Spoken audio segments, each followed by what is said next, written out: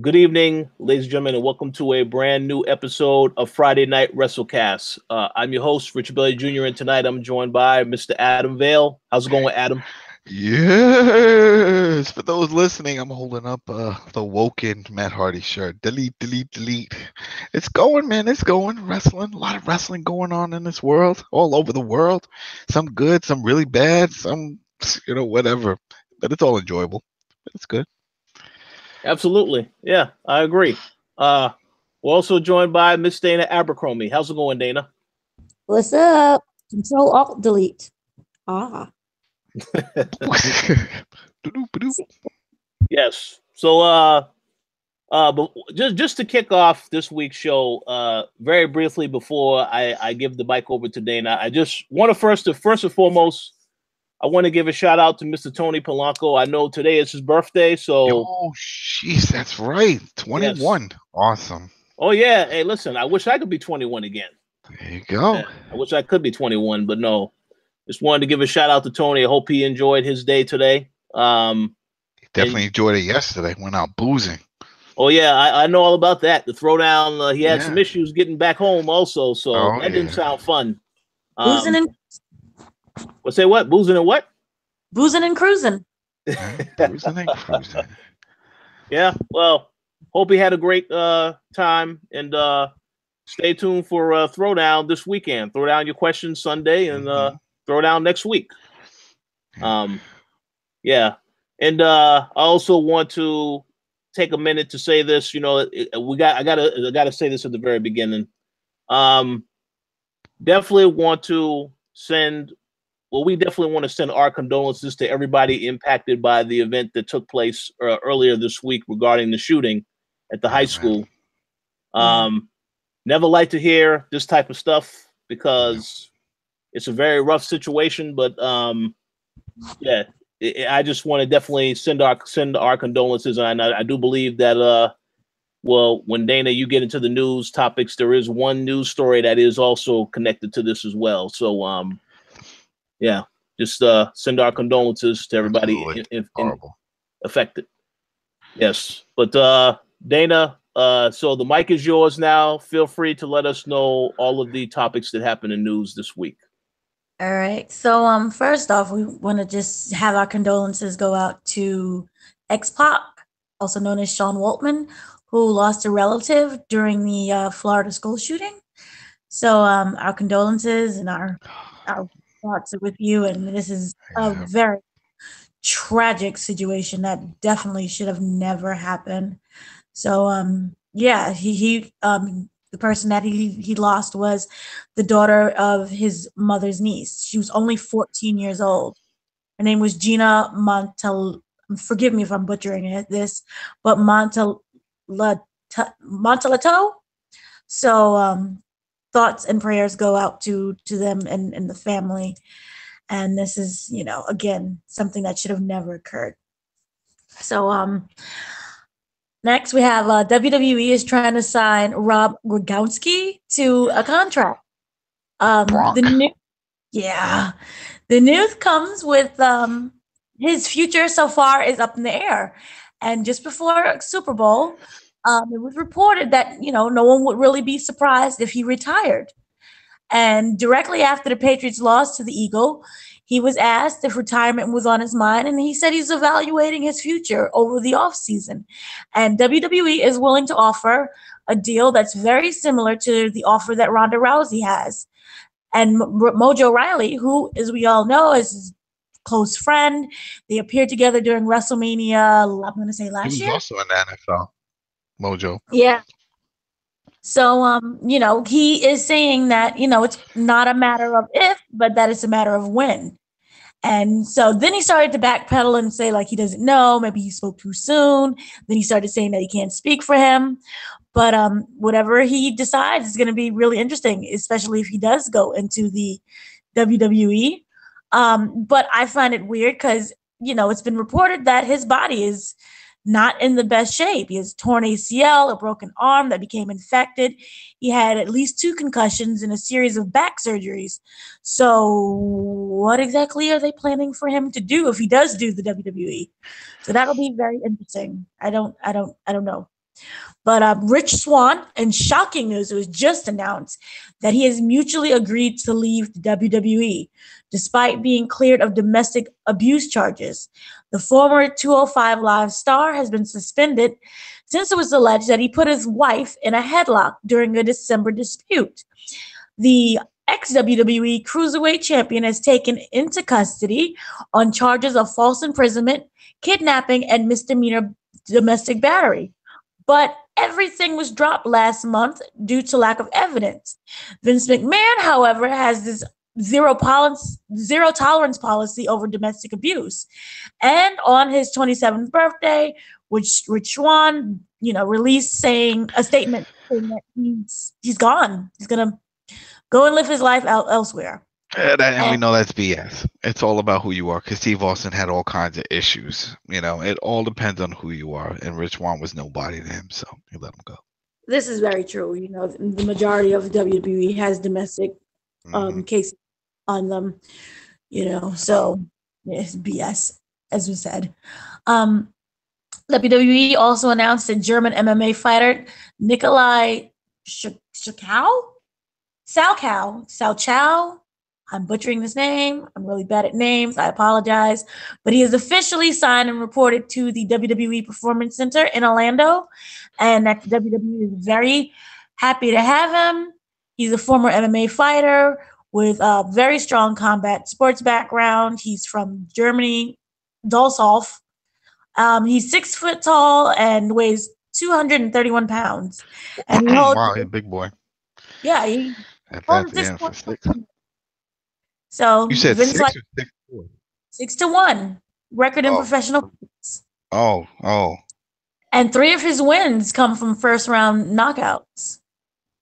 So WWE is very happy with that. Vince is very happy because he likes him nice and big.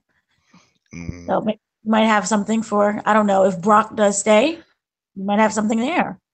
WWE has also stolen talent from Impact Wrestling. Today they signed a contract with it's an Indian wrestler who goes under the name Amarpret Singh. Anyway, people are not very happy about this signing because apparently he sucks. People are saying that this is the worst Impact pickup yet. His physique is only carrying him. If he looks like Jinder Mahal, he looks like a combination of Jinder Mahal, who had a baby with Mojo Rawley, and then smacked in the head with a shovel. People are also saying that guy's atrocious. And, I understand the logic of WWE wanting more Indian stars, but there are much better options than him. But they've always done this. I mean, if they have a look, they don't care. It's the look. You know what I mean? It's all about the look. And remember Giant Gonzalez? That dude couldn't wrestle, but he was a big, tall guy. He had no muscles either. They put a bodysuit on him that looked like muscles. I mean, that's crazy, but they did it. So I'm not surprised. Yep, I'm not surprised either. Remember, there was that Indian woman in the female tournament that they had over the summer. She's still there. They picked her up too. Yeah, and she can't wrestle. In my opinion, I thought she was awful. She made a lot of mistakes. But she's in the right place. The Performance Center. We will teach you how to wrestle. We'll see. They got Shawn Michaels there. Come on, you can't go wrong. Oh gosh, you can't make miracles out of poop. We'll see. We'll see. Many sources are speculating that if Brock Lesnar doesn't resign with WWE, Roman Reigns might be next in line to be the new Paul Heyman guy. I'm actually really excited about this because, Paul Heyman. Remember that Ronda in that spot? I thought that was set in stone that he's going to start doing the whole thing with Ronda. We asked that before, and he said he couldn't do it. He said he just didn't have the time. Well, maybe now he has time. I guess. Remember, he has his own company and all that other stuff that he's doing, and he said that was the other reason why they tried to do it. Supposedly, it was on the network. He talked about it, and that it likes his schedule. He likes the fact that he only shows up when Brock is there, and he does his thing with Brock, and then he leaves and goes to spend time with his family. And he likes that schedule. Well, he doesn't have to be like a permanent fixture. He can just come, make special appearances. Yeah, I And guess. But with Ronda, he's gonna have to be there whenever she's there. At least for a year or so. I don't think she'll be comfortable on the mic to shoot promos. I mean, she's great on the mic, but I don't know if she's gonna have the comfort level at that point yet. After a while, you get comfortable when you're talking to big crowds, and then you don't see anybody in the crowd, and it takes time to do that. yeah, but see, remember, this is also like a big if. I do see and hope and pray that Brock Lesnar doesn't re-sign his contract and that he goes back to UFC, which is weird because he's banned, but okay. So They'll clear it up within that time, and they'll put him in. yeah. He's still a draw. That's the whole thing. He's still a draw, even if it's just to see him get knocked out. It doesn't matter. He's still a big dude. People want to see it, and I hope they do let him go. Go out there. All right, you did everything you can here, and thanks. See you whenever. Peace. A crazy way, I wonder, can say the other MMA fighters sue UFC, like by saying like, "Oh, you let Brock Lesnar come back in," and they say they was banned for control. But the thing is, it's not the UFC that does this. It's a Nevada Athletic Commission that does this. And these bans have gone. Look, John Jones. John Jones was banned twice, and he still came back. They void out your fight license, for a certain period of time. And that's the thing with him. He's not lifetime banned. He was banned for like a year of competing. So even when he is ready, it's going to pass that time because he still needs time to train. And then he can go and fight. And then there's other workarounds, even if it doesn't happen. There's different states, it's different countries. There's a lot of guys, a lot of Brazilian fighters that everybody knows they piss dirty. So then what do? They just set those guys to fight in Brazil. They're like, all right, don't worry, you won't have to come to the US. We'll just do a pay-per-view over there, and then you'll fight there. And then they'll just fight other dirty, guys that are gonna piss dirty fighters. And it all works out. So, I'm seeing when it comes to me and steroids, I don't see the big deal. I don't see a big deal at all because there's plenty of people that do steroids that are not overachievers. Plenty of baseball players that are on steroids and are not hitting home runs. So it's just the way it is. And someone wants to use that as an excuse, whatever. That's fine. But it really comes down to technique. If you have the skills, then that will get you by. That'll get you where you need to go. If you don't have it, then don't blame it on the guy because he had some endurance on him. Whatever. That is true too. That is very true.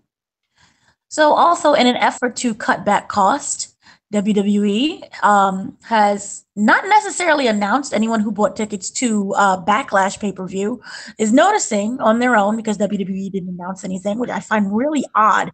But the Backlash pay-per-view in May, which was supposed to be a Raw pay-per-view, is now a double branded pay-per-view. So you're going to get your Raw and your Smackdown on there as well. Ivory. Did you hear 4 hours? Did you hear about that? That's linked to that. I heard that all these pay-per-views now, all of them are going to be 4 hours long. They're going to have the double brand and be 4 hours. But I'm okay with that because they're cutting it. No, I'm not really okay with that. No, that's a lot. And then if you count the hour pre-show, and then for some of the big shows, they do 2-hour pre-shows. That's 6 hours. And then if you're cramming all this together, we're going to get even worse matches because then no one's going to have time. Everything's going to be rushed. How is it going to be? Yeah. Okay. No, not necessarily. I don't think it's going to be rushed because you have enough time.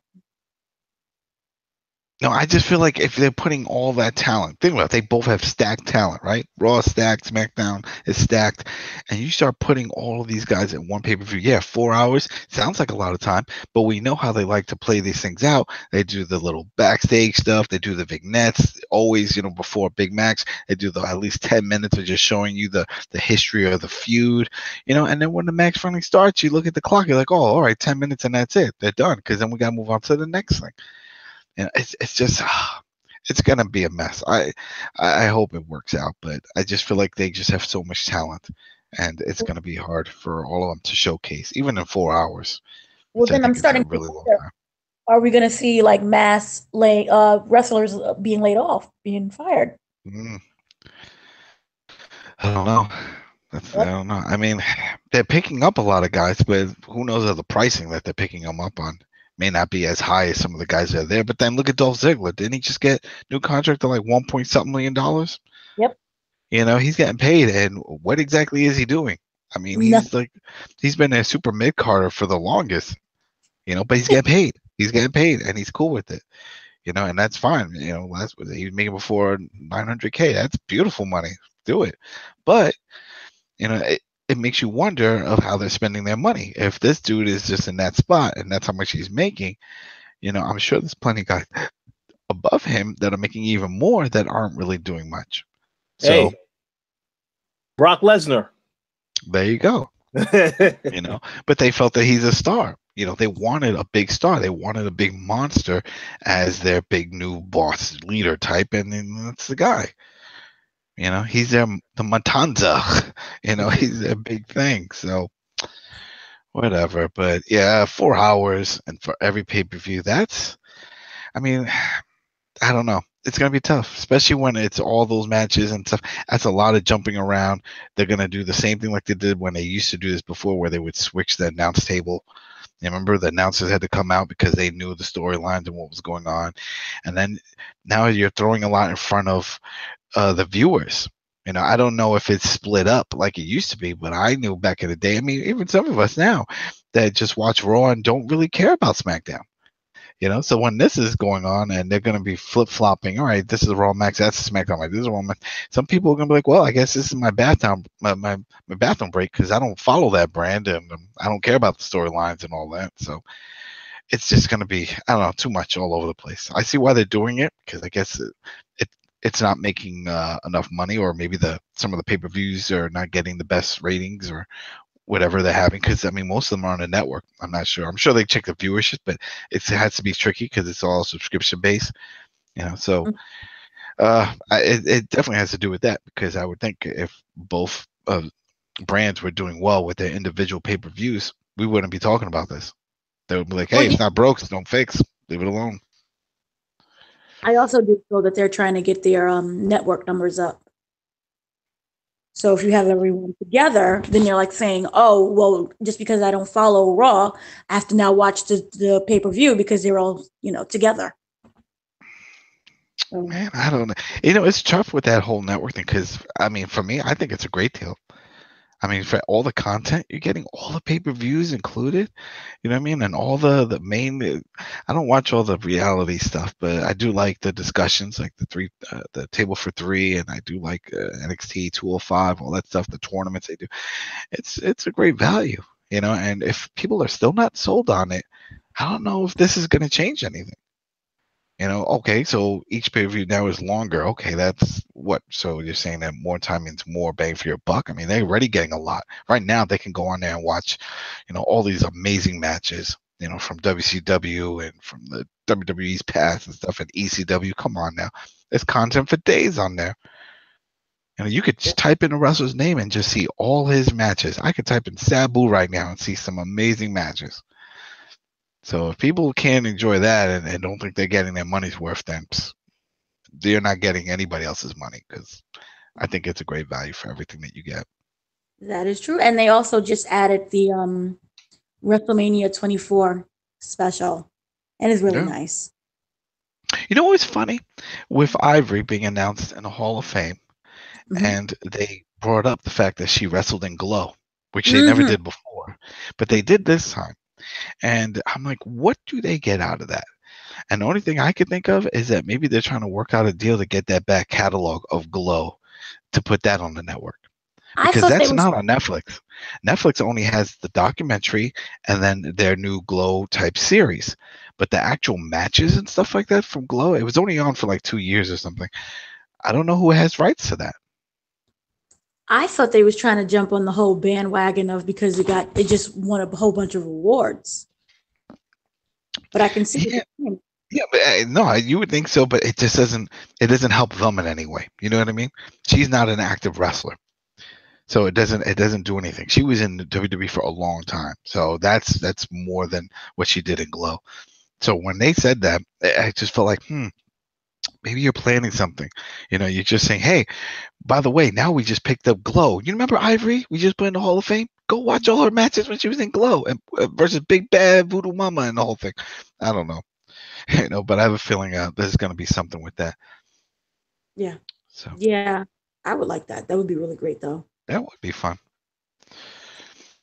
And their season 2 is around the corner, so that's exciting too. Yeah. It's a great show, also. That was a good show. Yes.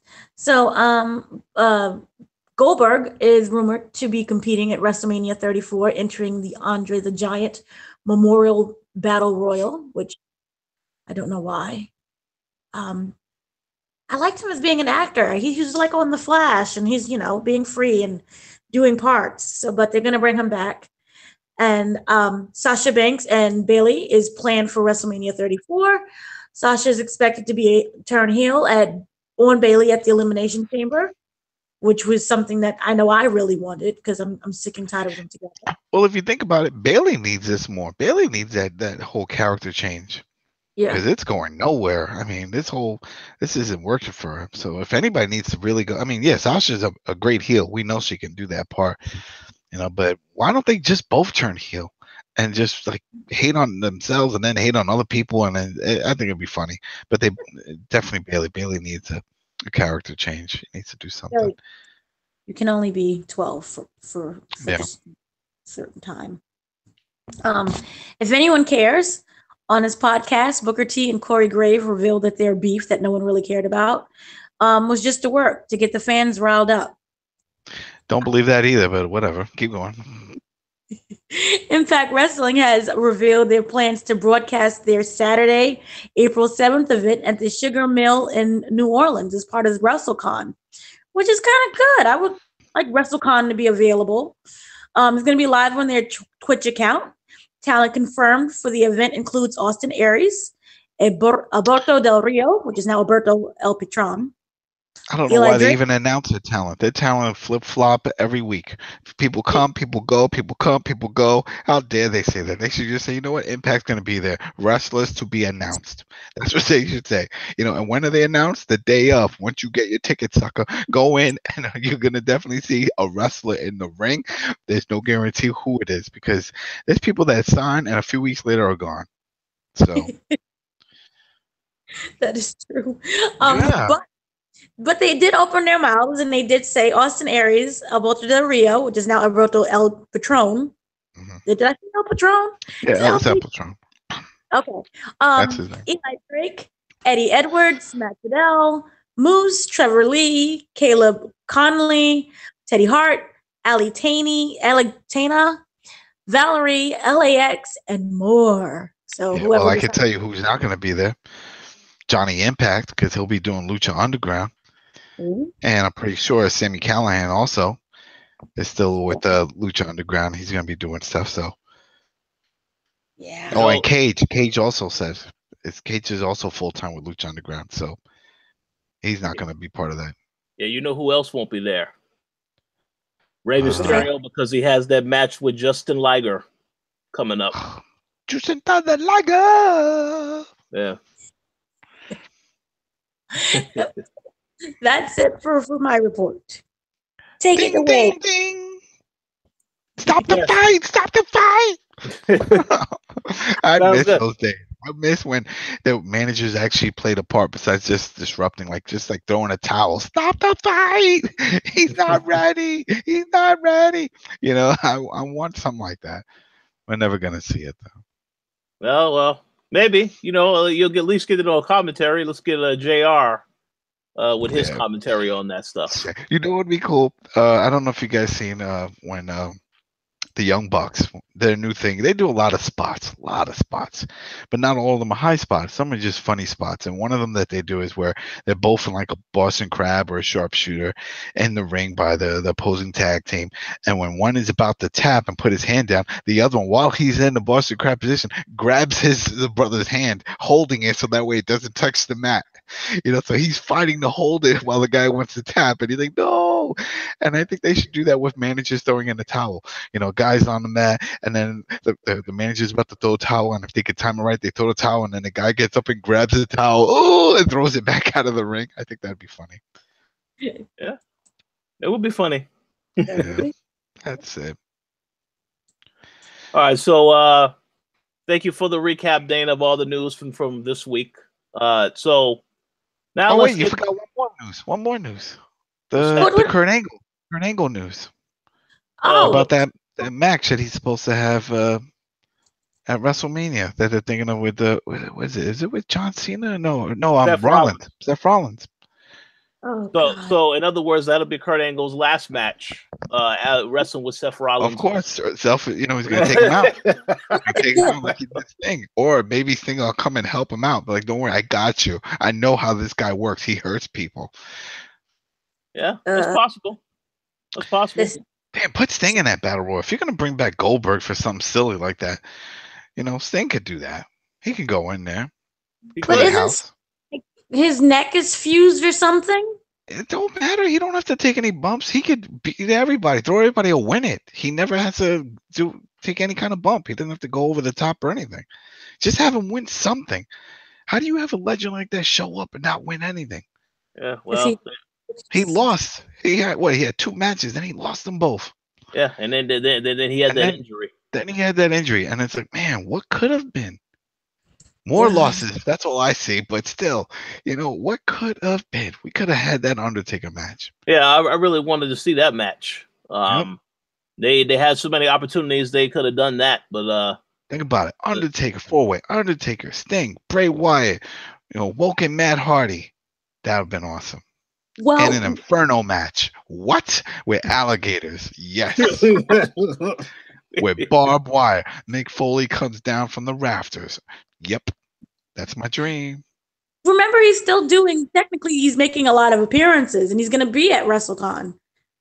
Who? So, and he did reveal Sting. And he revealed back in August that technically he can still wrestle. He's not crippled up. Well, they never let it go. They never let it go. They all say they can. Like I said, technically he could still wrestle as long as he don't take any bumps, and that's up to the promoter's decision to do. And I think they should do that. They should give him his opportunity to at least win something in the company. And what better than that Andre the Giant Battle Royal? Because it's just an over the top, and you get a trophy, and that's it. And it's at a WrestleMania. It's a win-win for everything. So just do it.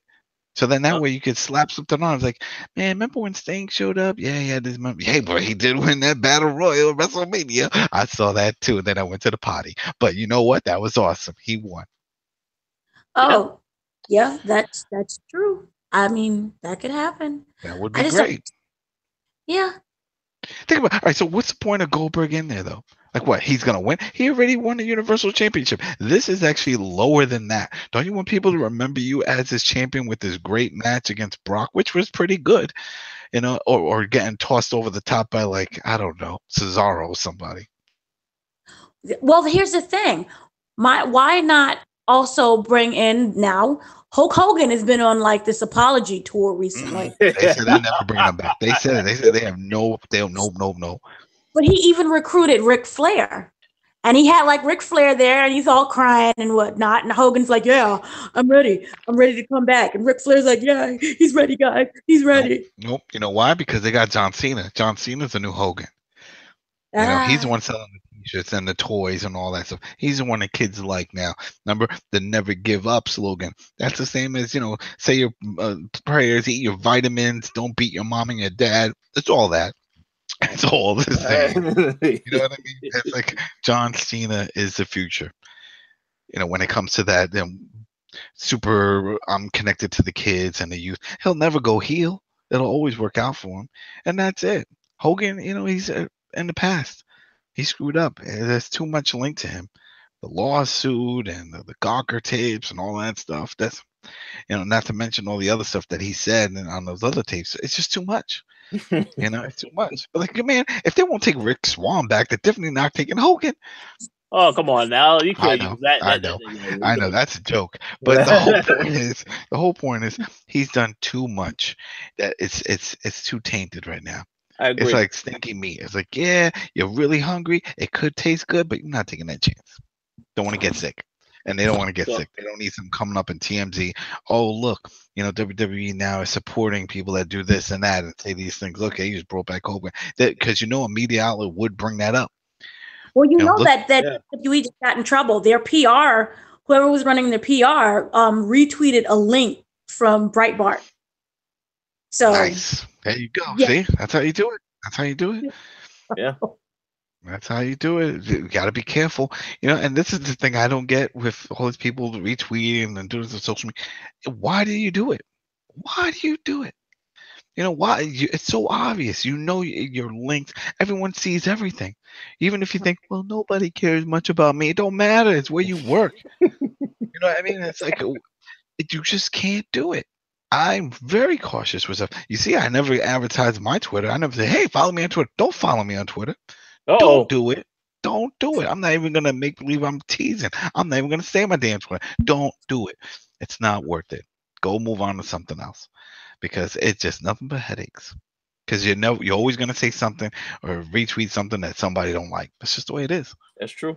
That's the way it is. You could say, man, I hope CM Punk loses that next match and you'll get hit with a bunch of flames. He's the best. He's best. They did him wrong. Blah, blah, blah, blah. I don't give a shit. He's not sharing his paycheck with me. I don't care. Yeah. That's just my own opinion. I didn't know I was entitled to my own opinion. And that's the problem with a lot of these people, though. They work for these companies and they think they're entitled. You're not anymore. At least not on social media. If you have something to say, you know what? I'm going to go meet my buddy in person. I'm not even going to tell him over the phone. He could be recording this shit. I'm going to tell him in person, like the way the mob deals with things, and then we'll deal with it. But sending things online, retweeting, we've seen it in every industry. Remember that time with the guy from Microsoft who was talking to his buddy, and they were talking about how the Xbox One always had to be online. Yep. And he was like, yeah, well, some of the country can't do it. And he was like, well, they need to upgrade or something, or no one cares about the backward country. He said some stupid remark, about people that didn't have internet, fast internet, and it cost him his job. And that was saying that to his buddy. So just don't say anything. It sucks, but that's the way it is.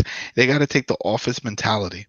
When you go to the office and they make you watch those training videos on how to interact with people, same thing. Woman comes in, got a little belly. Don't assume she's pregnant.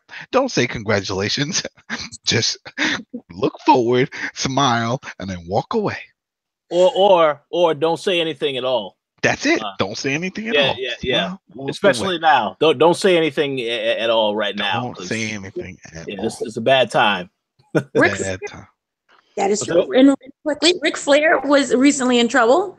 On his RicFlairShop.com site, he was selling a Woo compromise contract for a $50 autograph stop.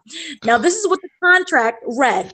And so they had to pull it because you can't do this now in 2018 after the Me Too movement. But this was the contract. By signing this compromise, both parties involved to ride Space Mountain and engage in sexual relations in the night. This contract adheres to guidelines of informed consent, and both people in the relationship must be present and not in an intoxicated state before signing. No party shall be pressured or persuaded into something that they do not want to do, and they reserve the right to terminate the contract if need be.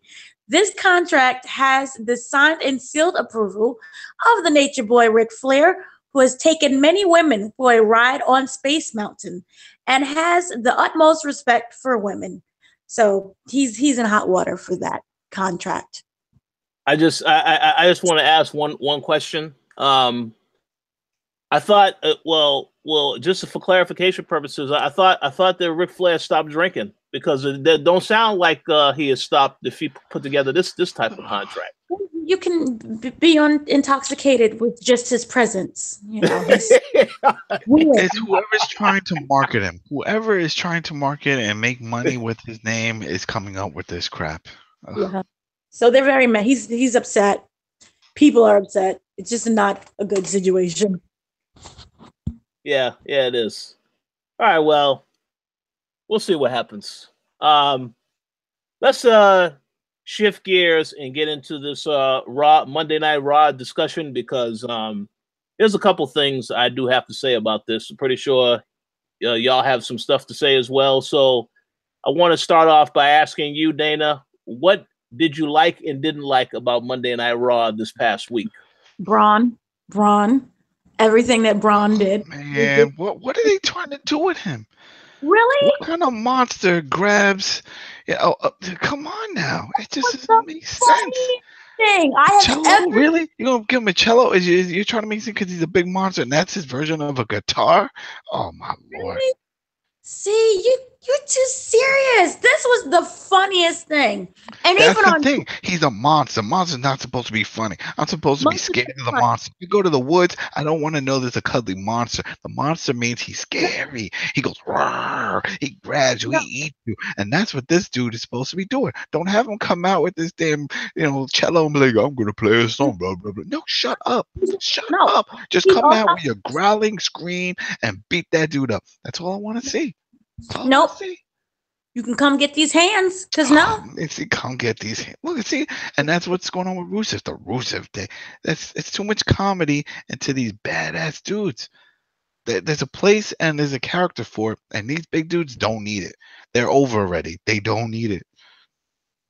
But they're making sure that he stays over. That was come on, you didn't even chuckle. I got mad. I was like, man, I'm about to change the channel and watch like Wheel of Fortune or some shit because this pissed me off. I was like, I don't need to see this. I don't need to wait another 10 minutes of them now going back and forth doing a whole guitar song thing. And I'm like, no, that's not what I want to see. Not what I want to see. I want to see him come out there, beat the dude up, and hit him with his own guitar, and then go roar, and then leave. That's it. That's all I want to see. But see, you got that. But it was by his cello or his double bass. Yeah, after the whole silly skit. I'm tired of those skits. I'm tired of this. Is all to get that dude over, Elias, and I'm not interested. I don't care. I didn't care when he was doing it at NXT. I don't care about it now. And obviously they love him because they're putting him in. Remember, he just finished having that whole big feud thing with Cena.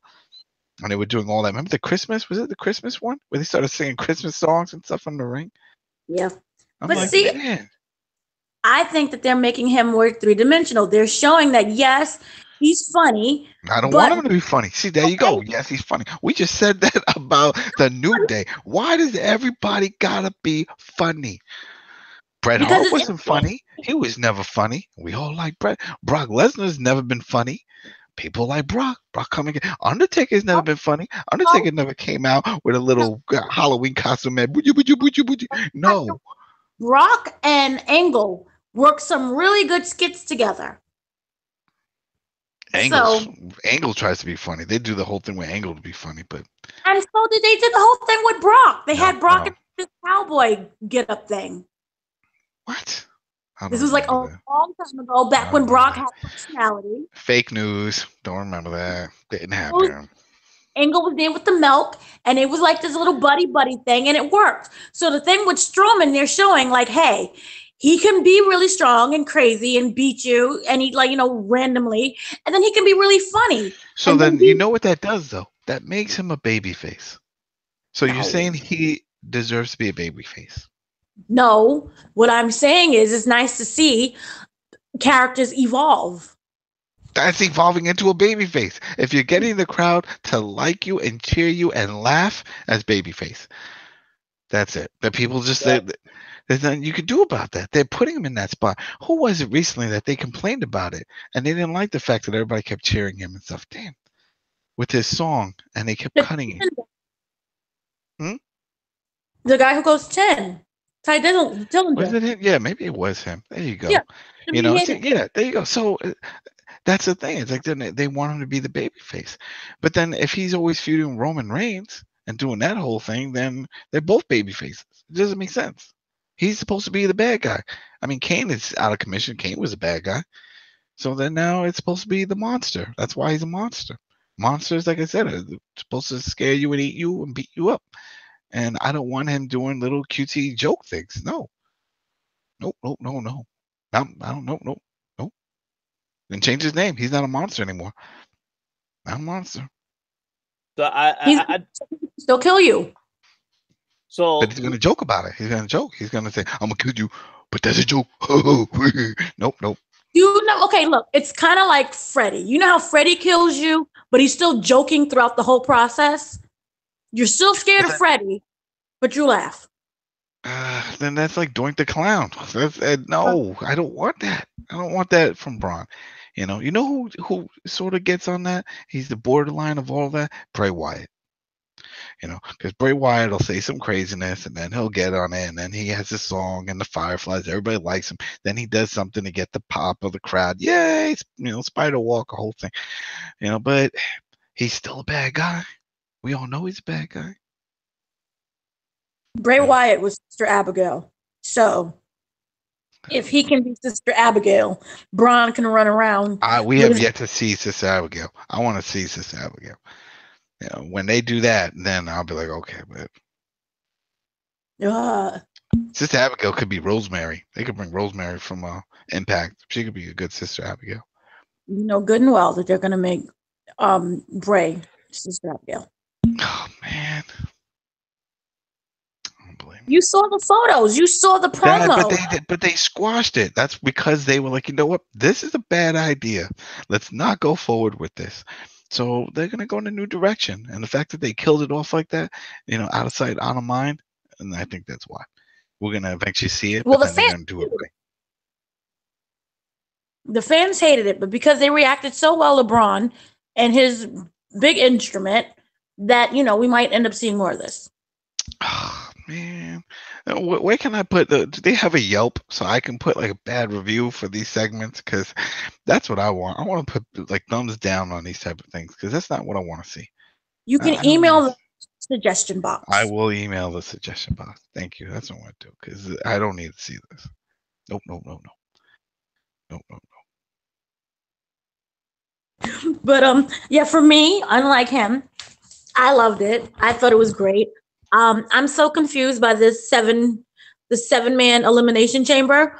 The whole thing with the Miz, he will enter first. I really don't care at all. I like the revival. They're getting some attention because we all thought they were squashed back during the Raw 25. I really still can't stand Jason Jordan. Me and Ronda Rousey I just don't care. The contract signing, you know what that means. It'll end up being a big fight and it'll be a preview into WrestleMania. So, for those who like her, yay them. I'm tired. I'm tired of seeing Bayley and Sasha. Mandy Rose, Sonya Deville. I thought that was a decent match. Mickie James is still out there, good for her, keeping up the moves at her age. That's great. I'm tired of Roman Reigns. So overall, for me, it was just one highlight. And I'm sorry, that was Braun. And I'm still confused about this 7-man elimination chamber, which again makes me wonder, is WWE really doing this so that they can get more subscribers to the network? Because this is just ridiculous. It's like a free-for-all. I do believe that is why they're doing it, because this for the same reason that they said that Ronda Rousey will be at Elimination Chamber to do the contract signing, because they want to get people to watch the network. Watch the network. And then I don't know if that's going to draw the network either. I don't know. No, they're not really doing anything with the women. They're just like, oh, Ronda's going to be here. Because it all depends on the match. Yeah, she'll be there, but who is she going against? Sell the match. And that was the whole thing with Brock. When Brock came back, they were selling him with all kinds of matches. He with the Cena and tossing him around like a baby and doing all that stuff. They had matches. So she has to have a good opponent. She can't do like Stephanie McMahon. I don't want to see that. We want to see the Charlotte Flair or man, who else could? Asuka. Yeah, well, it's too soon, but yeah, that would be cool too. Asuka. Or even I can't even say Sasha. I'm so tired of Sasha. But yeah, Charlotte would be probably. Or no, that's NXT. Damn it! They need to do something with Ember Moon. I'm so sick of this. Well, hey, but they'll do something with her. She's still champ. She's still champ. So yeah. I'm pretty sure after WrestleMania she'll get called up to the main roster, and then they'll bury her. They'll have her do something. Oh yeah, bury. Yeah, that's what they do. Very likely. That's what's going to happen. Because it's all of it. It's like Vince feels that they still have something to prove, and didn't they prove themselves when they were NXT? Wasn't that the whole point of NXT? And then yet when they show up like they brand spanking new to the company. It's like, all right, you got to start from the bottom, work your way up. No. I just spent 2 years in NXT. I became the champ. That main event and some pay-per-views you guys had. Did you not watch your own product? Did you not see me? Well, to answer that question, yeah, because Vince doesn't watch NXT, so that's probably don't even have access to the network. Like maybe he needs to send him a free month trial, because I think the only thing he watches is Raw. Yeah, exactly. So but you have all these women, and you make a big deal out of it, and they're not doing anything. And I don't understand what's going on with this Elimination Chamber match. You know, they're like, oh, it's the first time ever, but you literally heard about it once, and then you randomly have Ronda Rousey. I'm so angry at this point. Oh, man. It's disrespectful. Well, it is, but I don't know. They need to come up with something, because if they put her in a squash match, meaning Ronda, then no one's going to want to watch that. No one wants to see that shit. You want to see a good match. If she comes out, what's she going to do? Is she going to come out, do a double leg takedown and go for an arm bar, and she wins, and it's going to be like that, and she raises her hand up, yay! I was like, boo. That's not what I want to see. I want to see a match. She needs a challenge. We want to see her actually perform, to know that she's not going to be like one of those that come in. Who did we see? We saw some big names do that in the past, where they would show up and they really didn't know how to work. And so they never really figured it out, and they would just put them in these matches where they could just get an easy win. But it was all about just having them there, and thinking that was enough to draw. She needs opponents, is what I'm saying, and she needs to know how to work. We don't know if she's made that transition to pro wrestling from MMA.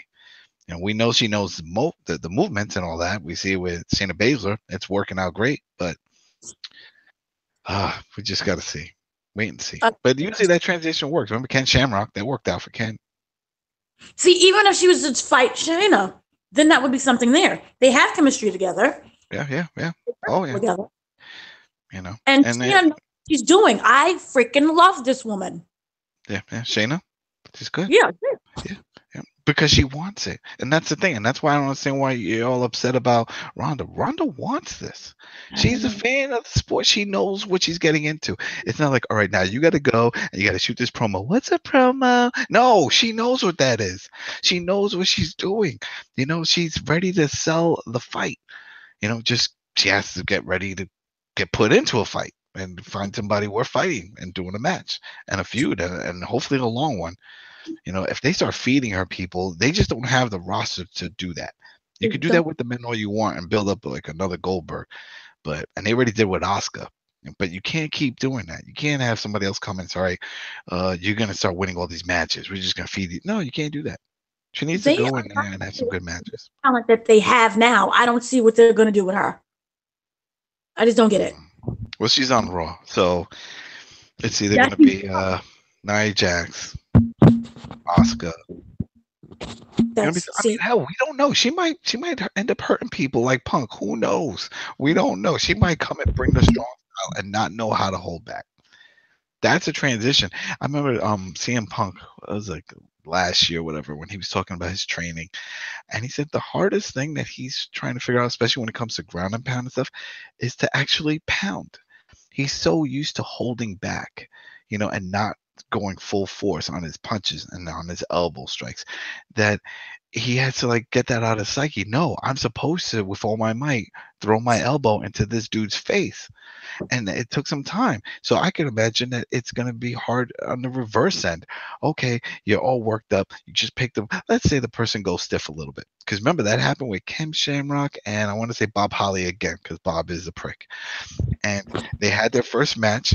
And Bob Holly gave Ken some stiff shots, and Ken was like, I'm not having it. Took him down and gave him 2 or 3 elbows to the face, broke his nose. He was bleeding right there, and that's the thing. We don't know. She may have a short fuse when it comes to something like that. Maybe.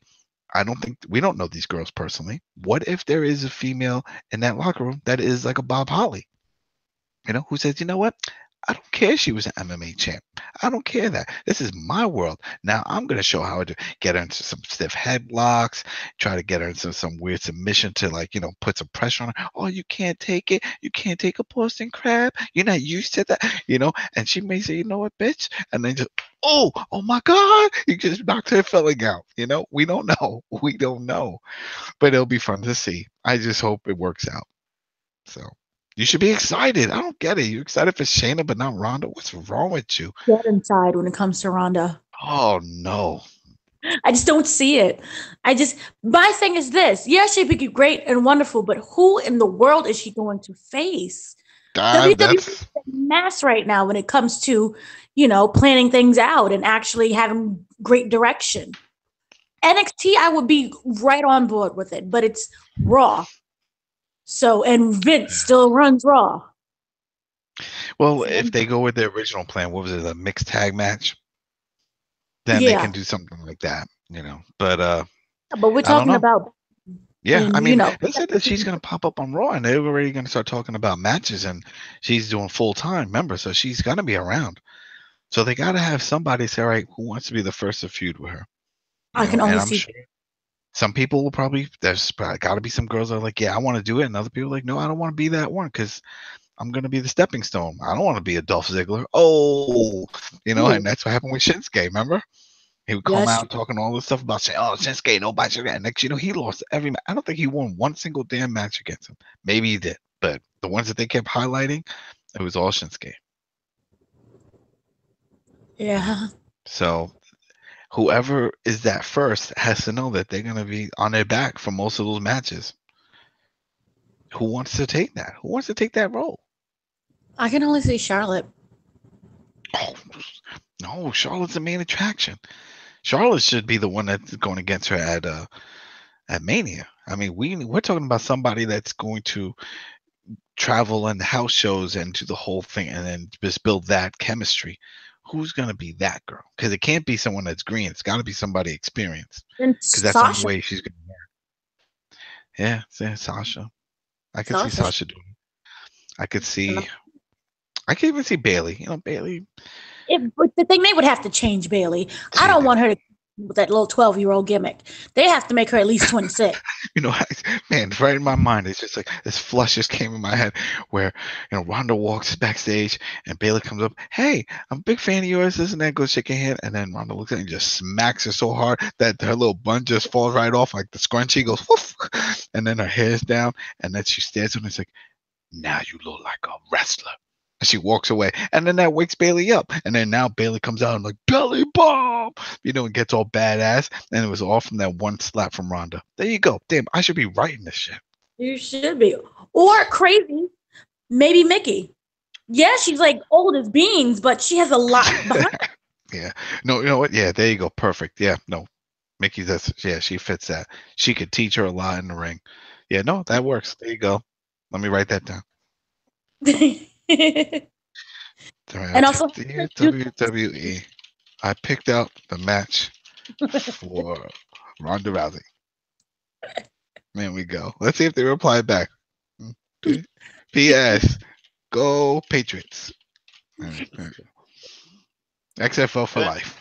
Hey, maybe.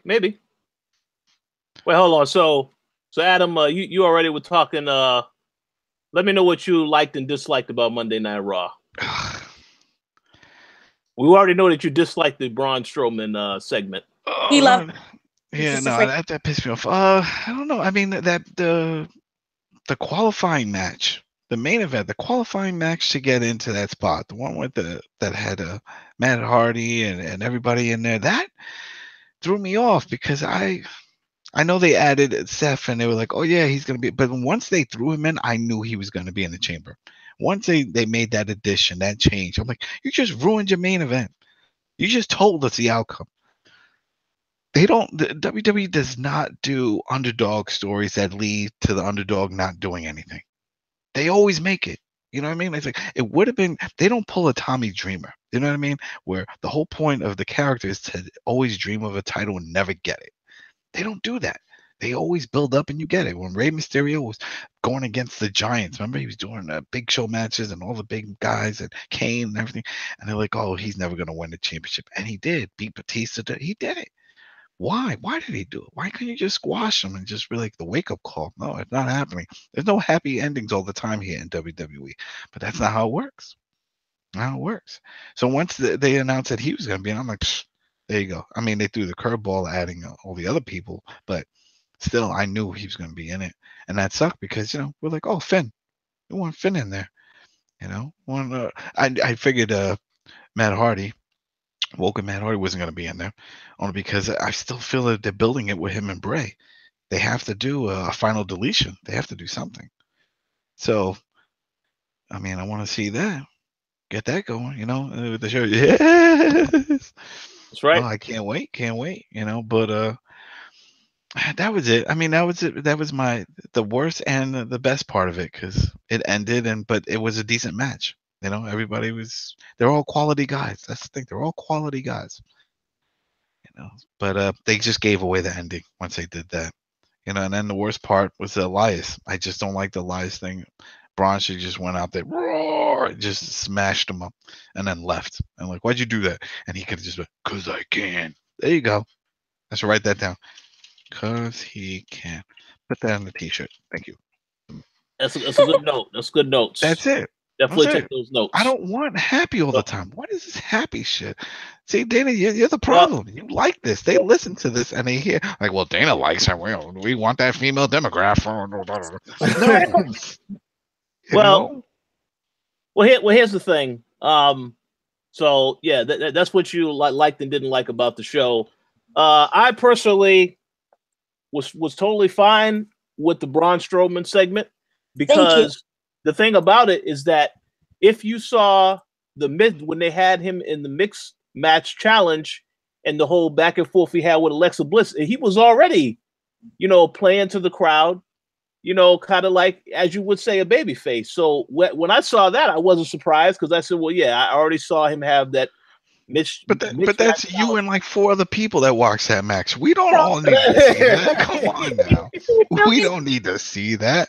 Keep that to the house shows and stuff. I remember one time Cesaro was a heel, and when he came to town, he had a match, and at the end of the match, he hugged some little girl, and she had a cowboy hat, and he put the cowboy hat, and he started doing the whole little trotting around like he was a horse with the hat, and then going wee wee, and the crowd was going nuts. That's great. Don't put that shit on TV though. You know, and that wasn't on TV. And well, I mean, I know some people definitely would complain. They would say it hurts the character, but I mean, I personally think that you know, Braun Strowman. I mean, it's not like he had fun the whole segment. He still beat up Elias after the whole, you know, mocking him, doing his own music thing, and then he hit him with the instrument also. So to me, it's still, you know, he still looked strong in the segment. It felt too much because it was a scripted spot. I mean, the fact that he came out with the cello shows it. You just have a cello in the back? No, you didn't. This was planned. You know, and that's what I'm saying. If he would have came out and then looked at Elias and like put his hand out, give me the guitar, and then like strummed it and just couldn't even play a power chord or anything. It's like, fuck this, and smashed him over the head. I would have been cool with that. But don't have him come out with a cello on the stage and sitting down like he's gonna play a song. They were going for the laughs right there. Yeah, I get it. Big guy, he can't put his hands around a guitar. He has to use a cello like a guitar. I get it. Ha ha, cheesy joke. But still, this is your monster. You don't need this. Well, no, they did that because this is Elias's gimmick. So copying Elias to give him his head. We know that's not a feud. That's what I'm saying. So it was pointless. We know that's not a thing. Oh no, this is all to build up for Elimination Chamber. So that's is Elias in the chamber? He's not in the chamber. Yeah, he is in it. Oh Lord. Yeah, he is in it. Who isn't in this damn thing? What the hell is this? No, well, I was gonna say something else, but Dana, you was trying to say something. Go ahead. Oh no, go on. I'm just saying 7 because that makes a lot of sense. Yeah. So I mean, at the end of the day, I know maybe some people didn't like it. The response I have heard from everybody, they love the segment with Braun. And like I said, I think that you also don't like it because you don't like Elias, Adam, because you said before you don't like the gimmick. So that's why. Don't like the gimmick, and I don't like that he's like a vortex. When he gets in there, he starts to say, shut off the light. I feel like everything starts swirling around him. And I was like, oh, which wrestler's gonna come out and jump into his little skit today? You know, and then woof, now we got Braun in there. Does Braun need to be in it? No, but he's like the cow in the vortex, just twirling around. He's just there. He doesn't need to be there though. We don't need that. I mean, Elias, who cares? I mean, I don't know. What are they doing with him? Is Elias supposed to be like Santino? Like, what is this? Like, where is he going? Well, right now, I think they're just building the character. You know, I mean, I personally think he's doing a lot better on the main roster than when he was at NXT. So that's a good thing for him. But I don't know what they're going to take the character. But just to say one last thing on the Braun Strowman. Well, he did come out in an interview. He did an interview this week, Elias, and he said that what the WWE stand for, we walk with Elias. That was John Cena's idea. I read that interview. So I thought that was interesting. See, so John Cena don't like to bury everybody, just some people. Well, no, everybody. He's helping but Vince wants him to beat everybody, so that's because Vince doesn't want him to get, he wants him to look strong all the time. But one last thing to say on the whole Braun Strowman thing before we continue onward. I know that, like I said, people maybe a little upset with the segment, but honestly, y'all should have been upset that they don't trust this guy enough to give him a title, because I thought he should have beat Lesnar a long time ago when they had their whole encounter, but they said nope, Lesnar has to keep the title. So in my opinion, in my opinion, they've already ruined that right there about the character, because now you don't even think he has a chance of winning as long as Brock is in the picture, because when Reigns does win the title, which we all know is going to happen in WrestleMania, they're going to want Reigns to hold that title for a while. So unless if they decide to send Braun over to SmackDown or whatever. You see, now we know one other thing about that situation, and that is Brock's contract ends that month. Yeah. But if he renews, they might say, well, you're going to retain the title. Thanks for renewing. See you next week or next month. You know what I mean? It's not going to happen. And this is why, and I keep saying this every time I hear this Universal title, they need another belt. Yeah. Universal Champ should travel around and just be part of the universe. Go to SmackDown, go to NXT. You're the Universal Champ. And it makes sense that you're not always around. Have a Raw title and have people compete for that. That'll give them something to do, because you're getting all these guys constantly going for the Universal title, and they're predictable. Leading up to it, once we find out certain guys feuding, we already know he's not going to win the damn title. So why bother? When Finn comes out and says, I want to go against Brock Lesnar, there's like 4 people that are like, yay. We know that's not happening. We know that's not happening. You could come out as a demon, face paint, do the whole thing with the weird dreads. He's just going to whip you with that, and you're going to lose. It's not happening. But if you had a Raw title, I could believe that. Have a Raw championship there, and you go, yeah, you could win that 4 times out of the year. But the Universal, he's never going to win it, because Vince is always going to put the big dudes. And as long as Brock is there, he's going to get it, or Roman's going to get it. And if Roman can't get it, or he gets injured or something, then they're going to give it to Braun. It's always going to be the big guys. The days, I think, of the surprise little man winning, I think the last time we saw that was Rey Mysterio. We're never going to see that again. We're never going to see that. Yeah. And even though Finn Balor is not that little, he's not a big man like that. He's not one of the monsters. Yeah. I'm surprised they haven't shipped his ass to 205, because you see they're doing weigh-ins now. What was it? Murphy from NXT. That was the other thing they did for 205. They did a live weigh-in just to show that he qualifies, and he was like 204, and he was like, yeah.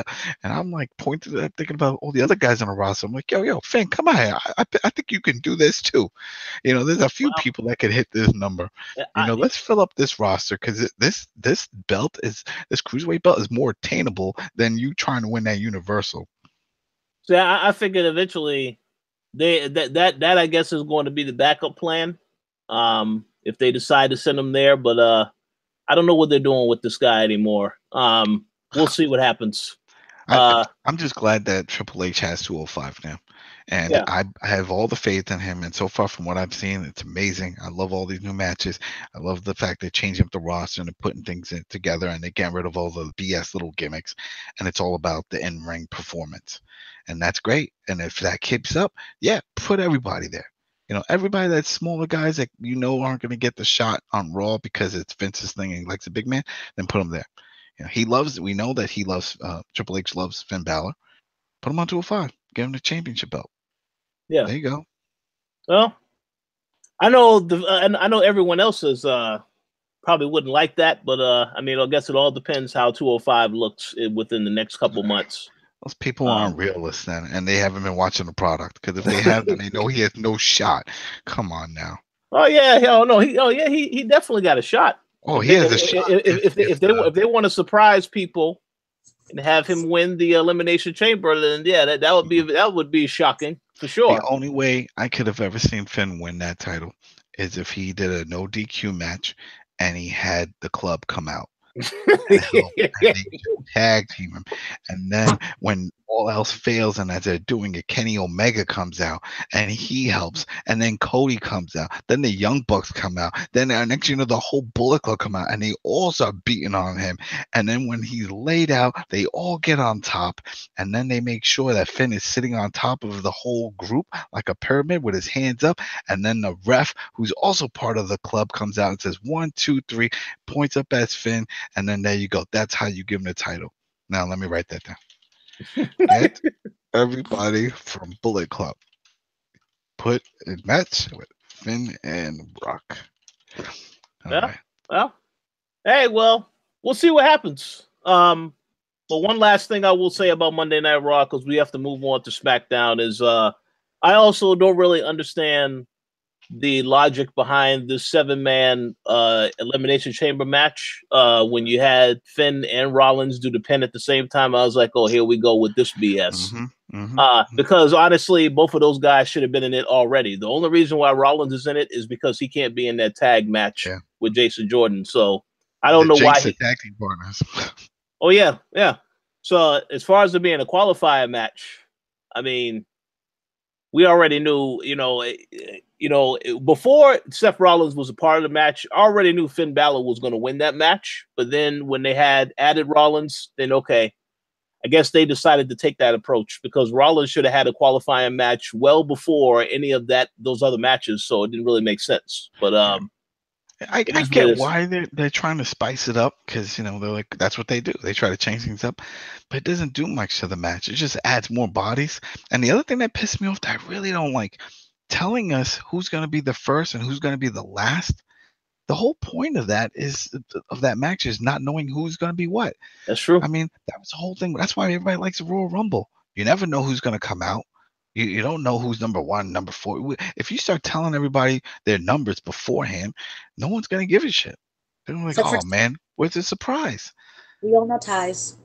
Yeah, it's like, I don't want to know every single person's entry into this match because then it's like, all right, so this is all predictable. I'm not surprised. No. Yeah, exactly. And the Miz will definitely be the one that gets pinned first. If I had to make a guess, unless something else happens and he survives at least for a little bit longer. Surviving. Remember, he has that new TV show. So I see him, surviving longer. Yeah, this is possible. You got to do that cross promotion. You watch Total Divas, you're watching Total Miz or whatever the heck. But she's having a baby, right? His wife's having. Isn't that what the show is about? Like WrestleMania. At WrestleMania, so you see why it has to work out. But I see then that he's not going to win because he's got to be there for his wife. He's already Intercontinental Champion, so he already. Yeah, there you go. He already got a belt. Stop being greedy. Jeez. Yeah. So, really? You want these hands? I got a cello. These hands and a cello. Yeah. So, we'll see what happens on Raw this upcoming week. But as for the show itself, I wasn't impressed. The Braun segment, that was the highlight for me. The tag that match at the end was okay. But it's that little. I didn't like that whole announcement that they had on YouTube the day after. They said, "Oh yeah, both of you guys are in the match." Just like, oh okay. They could have just had them do a match, like, oh, we're gonna put them in the match at the Elimination Chamber. That's exactly what I thought they were. That's what I thought they was gonna do. But then when they just said, "Well, no, we're gonna make it a 7-man match," so now I don't even know what other matches you can look forward to on Elimination card. That pay-per-view is not going to be. It shouldn't be that long because unless you have a tag match, which I guess you can have a tag title match, Bray Wyatt and Matt. Well, no. They Yeah, haven't announced you can that. do that. Yeah, They you could could have do that it. match. They could do it. They could have that. And then when the lights go out, lights turn back on, Sabu is right there in the middle. Put Sabu in every damn pay-per-view. Just popping up. You know, come on. You know what? I was saying, you heard a story about this woman that won $500-something million, right? And she doesn't want to give her information. Now she's dealing with this whole lawsuit thing because they're saying you Yeah. have to. If I won that money, that's the first thing I do. They're like, oh, what are you going to do? I'm like, I could buy something that I want, but you know what? What I want to do? I'm going to pay off all of Sabu's medical bills. I'm going to fix him up. I'm going to get him the best trainer that I could find. And we're going to soup him up. And I'm going to go to Vince and he's going to say, get the fuck out. But then I'm going to go next to Vince's office and talk to Triple H. I'm like, listen, I got Sabu outside and he's in tip top shape. And I want to put him in every damn pay-per-view. I'm willing to put $10 million. $10 million. I want him in every pay-per-view, and I want him to win every damn match for a year. And then you're going to put him in the Hall of Fame. What? 15 million? I got you. That's it. Sabu, let's go. We're doing this. Because the man deserves it. They did him wrong. They did him wrong. His last match getting beat up by Big Show in a hardcore match. Bullshit. Yeah, and Big Show's still there. So, yep. We'll see. All right, so let's go from one show to another disappointing show, which is SmackDown Live. So in terms of did you have anything that you liked or didn't like about SmackDown Live? I'm gonna go to you first, Adam. Shit, I'm trying to remember. I watched it. Damn. Jinder came out. Yeah, I mean, Jinder came out and he did this whole thing with Randy Orton, and they were trying to hype up. Yeah, what that was happening. I was like, I don't give a shit about this. Like, what? I don't know. Because then that's the one with because then Dolph Ziggler was getting involved, and he's getting a match. I was like, well, I don't know. Yeah, they had... That's the thing that pissed me off. All right, now I remember, because there was one thing that really bothered me with the show, and it was when they interviewed Dolph. Dolph comes out, in the back, and they brought up nothing about the fact that he dropped the title. Where have you been? What's going on? He didn't say shit about it. He's like, yeah, these people don't appreciate it. He's still doing that whole shoot gimmick thing. I was like, well, you won the title and you gave it up. Now you're going to compete for this other title, but are you going to give that one up to? You know what? You don't even deserve a belt. People have been fired for less. Why are you still here? You know what I mean? Who does this? That pissed me off. It's as if they didn't even know what they were doing with that storyline, and they just scrapped it. I didn't like the fact that Bobby Roode is still a babyface. Someone coming out saying Glorious is a heel to me. You come out with a robe looking like Ravishing Rick Rude, you're a heel. Okay? You're not a babyface. So whoever said, you know what, we're going to make him the babyface now is wrong. Don't want to see that. Don't want to see it. I agree with that. I'll go ahead and add a couple of quick things, and then I'll go to Dana also.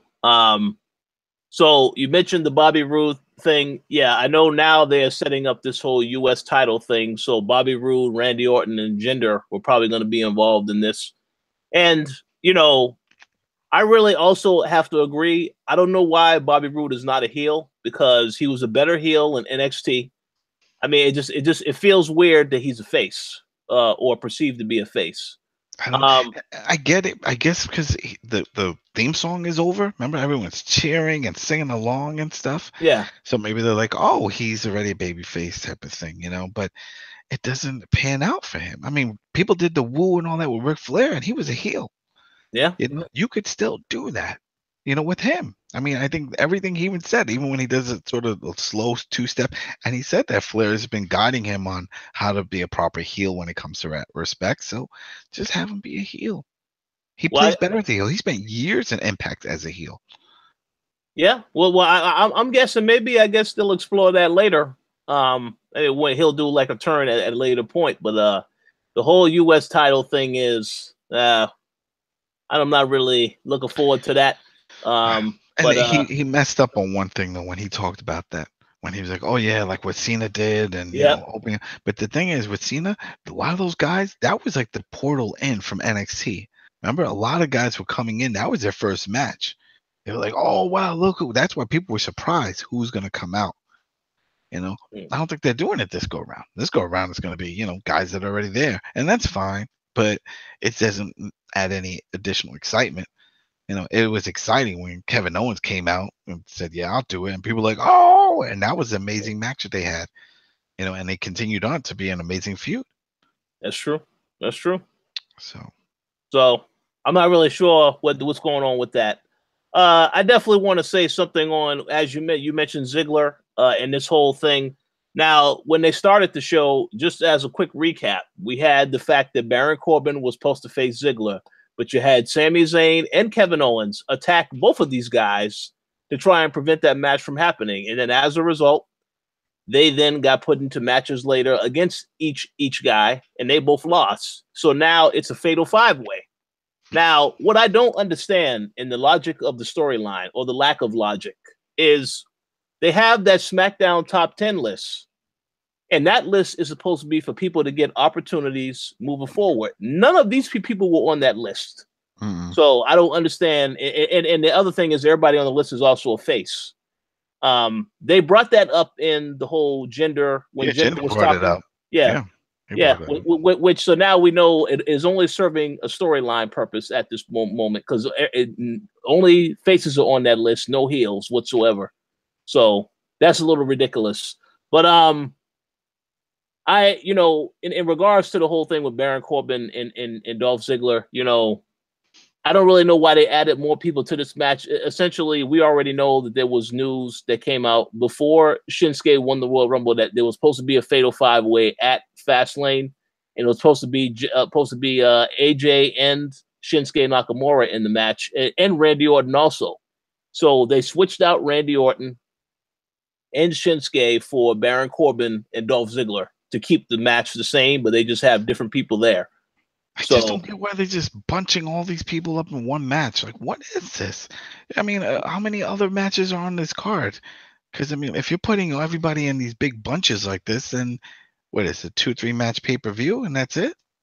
Well, it's going. Well, they may have a throwaway match. Maybe we'll get Mojo Rawley versus Zack Ryder again. That's what I'm talking about. Perfect time for the lights to go out, come back on. Sabu's in the ring, beats both of them up. You know what? Picture this. It reminds you of, you ever watched the Apollo? Did you ever watch the Apollo? Oh yeah. Remember when the Sandman used to come out with the broom? Oh yeah. And start shoving them off. That's it. That's what Sabu is to me. When we're seeing bullshit matchups where we're like, I don't care about jobber number 1 or jobber number 2. Lights go out. Lights come on. Sabu is a Sandman. Beats the shit out of both of them. Lights shut off again. Come back. He's gone. There you go. What happened? A Sabu attack. That's what happened. That's it. That spiced it up, because we both know, or everybody, all three of us know, we don't give a shit about that match if that happens. Oh yeah, you're right. Hey, I'll be all for it. I would love to see that. But I don't know. What I do know is that when they have that match at Fastlane, I'm pretty sure that AJ Styles will win the match, because they're not going to mess up this whole AJ versus Shinsuke match for Mania. I don't believe that. You know, and now whether or not it will main event, I think we already know that probably won't happen, because it will probably be Lesnar and Reigns that will main event that card. But yeah, I mean, it's pretty obvious. I think AJ Styles definitely will win, but I don't know why they're doing it like this, trying to stack the decks to try to keep people guessing. But honestly, we already know what's going to happen. Just like we know Reigns will win his match at Elimination Chamber also. But I don't know. And one last thing I will say about SmackDown before I give it over to Dana. I really don't like this New Day pancake stuff. And I don't know why the hell they're writing this stuff. Now, we spoke about this before we started recording. Obviously, you know, Adam, you say you don't like it because it's a stupid gimmick. My mindset is it is stupid, but once again, it falls back in line with the whole mentality of how they write these particular characters. And when I mean these particular characters, I'm talking about the people of other ethnicities.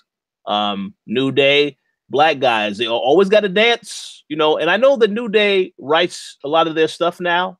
We know that because that has come out. Corey Graves mentioned it also when he had the interview with Booker T. He says New Day writes their own material, but they got to understand how that image looks to people on the outside. If they know about the history of, you know, people in this country, they know some of that stuff, you know, the pancakes, the Aunt Jemima, Sambo, all the stuff there. And then like you said, you mentioned earlier about Rich Swann, the guy, once again, dances to the ring. I don't get all this stuff. I mean, and obviously they're doing it now with Apollo Crews. Now they got Apollo Crews trying to be all funny and do all that stuff. You know, when he was a serious wrestler, it's like, oh no, we can't have him serious. No, it's not gonna work. Yeah, I definitely don't like that. I mean, that has to change. You know, and that's the thing with Bobby Lashley. When they're all talking about, oh, Bobby's gonna come back. Bobby left because of these very reasons that we're talking about. That's why he left. You know, and I just can't see him coming back if he's watching a product and he's seeing this. I'm like, yo, shit has not changed. Yeah. You know, this has not changed. So what? If I come back out here, is that what you're gonna do with me? You're gonna put a damn unicorn on my head and call me the big unicorn of this group? Is that the plan here? You know, it's like, I hope not. You know, if he does sign, I hope he comes back and he has it in his contract, some clause. I'm going to be the destroyer that I am around the world. What I am in MMA, how I destroy people, and when I did Impact, you're going to let me stay that, and you're not going to demean me and put me into one of these stupid gimmick personas of like eating stupid foods and talking stupid and just being comic relief. You know, there's no need for him to do that. I agree. And I mean, and only thing I will add is that, you know, listen, I respect what these guys have put into the actual gimmick.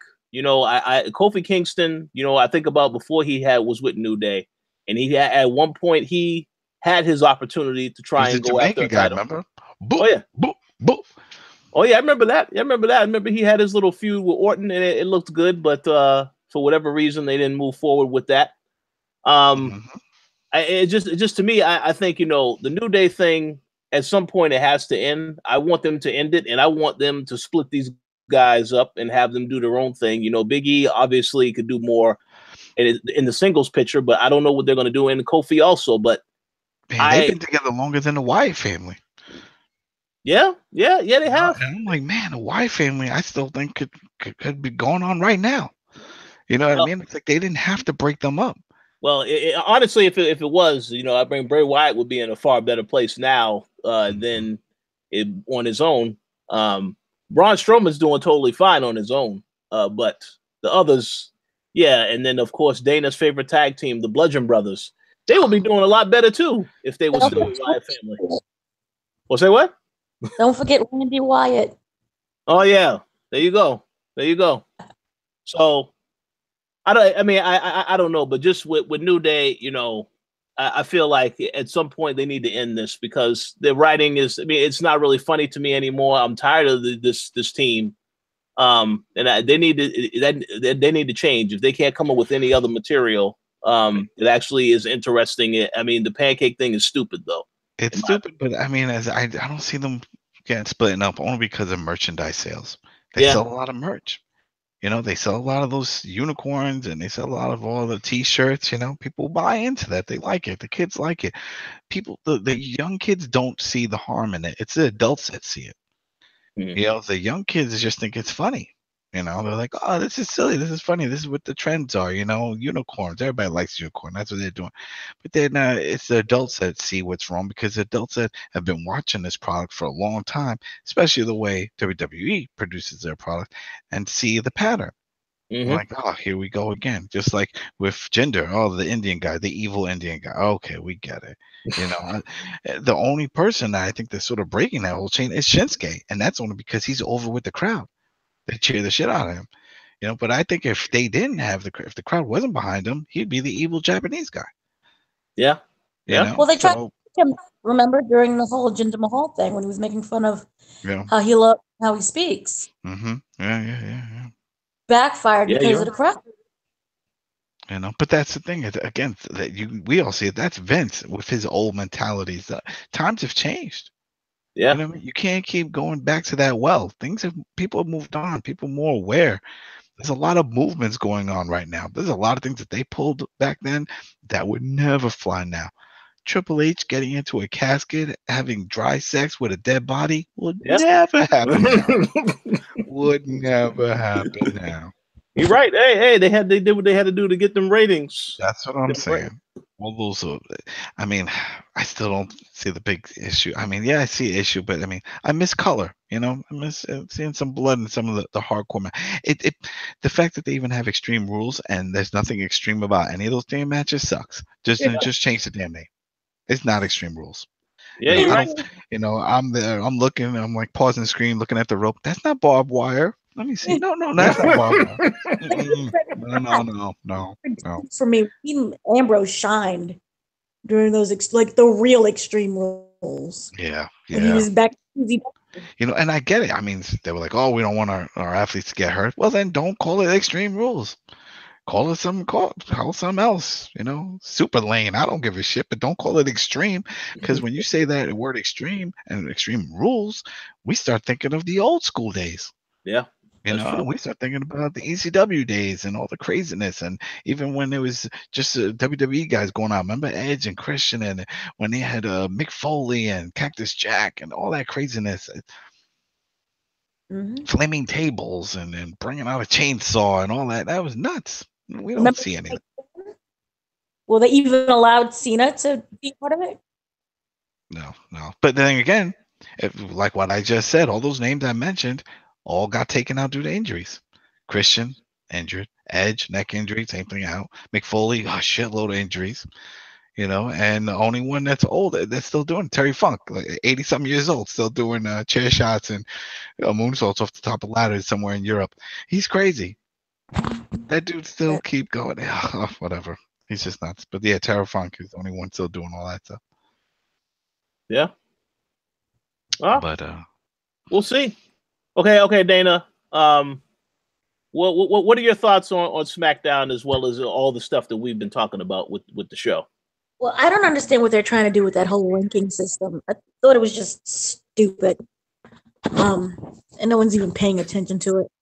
I guess it's for the kids or something. I'm kind of upset that there was no U.S. Open Challenge after all. That was kind of weird for me and very disappointing. Charlotte Flair and Sarah Logan, they did a decent match. I'm not mad at that. I just, really wish that they, highlighted it more and talked more about the Elimination Chamber or something. I don't know. It's so stupid. I didn't like the whole Jinder Mahal thing. I'm really confused about the 5-way that's going on. That's what she said. Ha. We won't see a female one of that. That's for sure. They have to stop doing all this. So we're gonna do this, man. No. This shouldn't even be a 5-way. No, it really didn't. I kind of like the Usos and they need to change their names. I just cannot get behind Bludgeon Brothers, but so I'm gonna call them Wyatt family still. So I like that they're a little feud, but I just don't understand that. I hate that name so much, and I just don't. But they got to use their hammer for the first time. That was good. Yeah, they smashed the screen. But see, the bludgeon. When you say bludgeon, I think of like one of those big bat things. Back in like the olden medieval days. I just don't like that.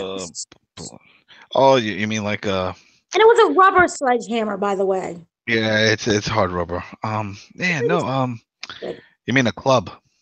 Yes, a club. Yeah. Why don't clubs? Like cavemen? I just don't get what their gimmick is. I mean, they're not lumberjacks, so what do they do? They roam around beating animals in the woods. What are they doing? What is their? Are they killers? I don't. They can't be, because that's not for the kids. The kids, that's not good for the kids. And are they selling? Are they selling these rubber bats or? I don't. That's not positive. Bludgeon Brothers. It doesn't make sense. They should just be. See, this is what I didn't understand when they were like, "Oh well." I remember I was telling some people before when they did the divide and those two came over and they were like, "Well, I guess the Wyatt family's done." And all of them, yeah, it makes sense. They're done on different shows. Like that makes no sense. Why? It's still the same brand. They could still be part of the family. And then when they do those cross promotion pay-per-views and stuff, they could help each other out. but they're just on different shows. I mean, we're seeing it now happen with Bullet Club. There's some that are in Japan. There's some that are in Ring of Honor. We saw with the NWO. NWO was somewhere in WCW, somewhere in Japan, somewhere in Mexico. They're all over the place. You know, why did they have to divide this family up? If they were going based over the whole, it's a cult type of thing, made perfect sense that they would still follow him even if they weren't on his show, on the same show. See? Sit down. That, so it would be perfect. And then that's why with Matt Hardy and that whole feud thing, I feel like this should go on for at least another year, but let them have their final deletion and stuff. And then when Brother Nero gets better, they can throw him in there. Crazy Steve, they signed. We still don't know what the hell they're doing with him. They have him in there because he gets his face all painted up and stuff. Get him involved. Then get Wyatt's family involved. You got to do these big matches. This is what we want to see because those two characters are pretty much similar. One's super crazy. The other one is crazy like, cult leader crazy. And they both work well when they have a crew with them. We need to see the crews. We don't see that right now. But those pieces are around. And then even for Matt Hardy, there's a bunch of guys I'm sure in the back that aren't doing anything, and they're like, all right, we're gonna change you up, Matt. What can you do with him? And he's gonna go, yes, and he's gonna go and he's gonna do a makeover, and they can put that on the damn network, the makeover, of the Broken Family. Go ahead, do it. I want to see that too. See, look, hold on, look at new reality show idea. Matt Broken Family.